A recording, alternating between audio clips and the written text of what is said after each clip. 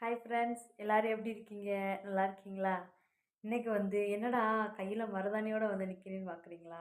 இது நானே வச்சேன். இங்கே பார்த்துக்கோங்க. Queen girl Suji Instagram.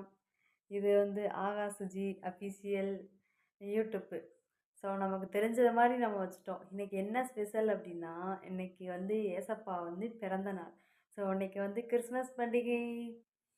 Christmas பண்டிகை போன வருஷம் இப்போ தான் கொண்டாடின மாதிரி இருந்துச்சு. அதுக்குள்ளே கிறிஸ்மஸ் பண்டிகை வந்துடுச்சு. ஸோ இப்போ டைம் பார்த்தீங்க அப்படின்னா கரெக்டாக மணி 12 மணி.